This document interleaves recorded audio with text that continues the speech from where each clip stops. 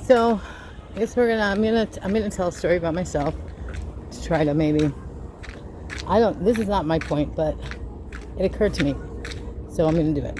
I don't really want to paint the thing on my face, so I'm gonna turn it down to my legs, okay? So when I moved to Hawaii,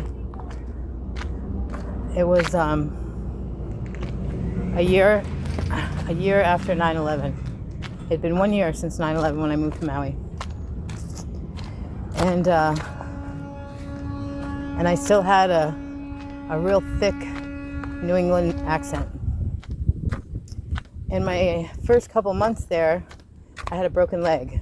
I had not a broken leg. I had damaged my knee really, really bad, and I was on crutches, and I couldn't work. It was the first time in my life that I ever couldn't work, and it was difficult because I had started working and making pretty significant money at 9. I had a catalog, and I sold stationeries and chocolates.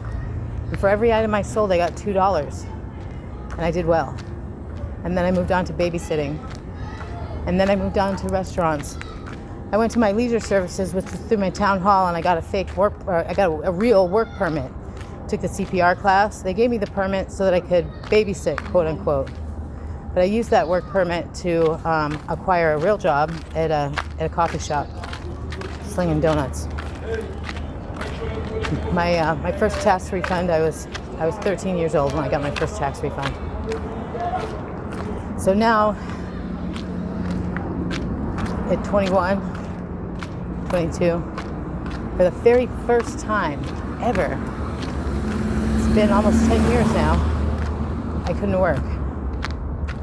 And I was homeless, not for the first time, of course, but I was hanging out with these boys, and suddenly, in about the first month, I started to really hear myself.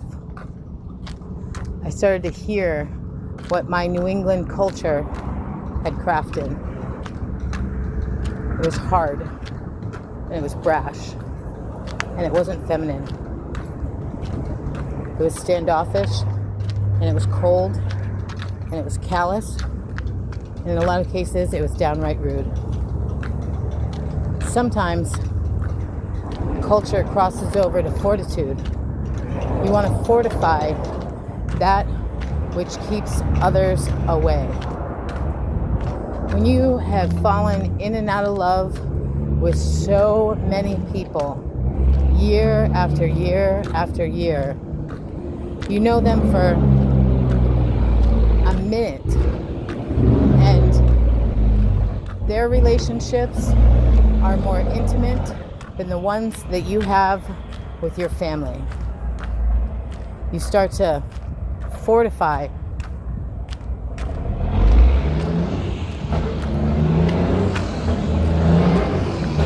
So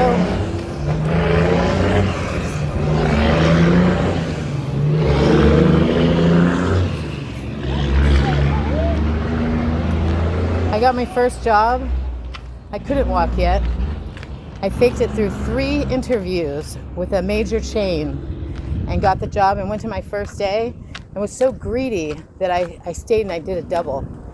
And my knee swelled up so insanely. I could barely walk, and I was dragging myself through the restaurant looking like a fucking fool, dragging my hurt self through the restaurant on my first day. Having to apologize for how I looked. Just absolutely looked like a fool. So the next day I come into my shift, and the general manager pulls me aside and says, we have a pretty serious problem. You didn't tell us about your injury, and I can see that you're strong and you're tough and that you'd be worth having, but unfortunately you lied to us. So what I'm going to do is I'm going to let you work the first 90 days, but then at day 90 I'll need you to quit. I'm not going to fire you. You'll just have to quit, because I can't insure someone that lied to me. And I said, thank you very much, sir. I really appreciate the opportunity. I'm sure I'll be able to find work relatively easy. He said, I'm sure you will too. His name was Mr. Brown. Eventually, 20 years later, when I went back to college, he came and he gave me another speech and a couple $100 and wished me luck. What I'm trying to say is that when I got here, I told you don't change. I said I like you just the way you are. But fortitude and culture just aren't the same thing.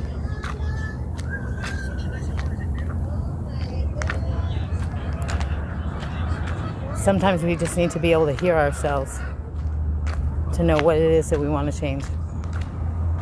We want to be softer. We want to be more feminine. We want to parent our peers less. We want to nurture them instead of parent them. My name's Americana Tamahanda. I didn't always sound like this.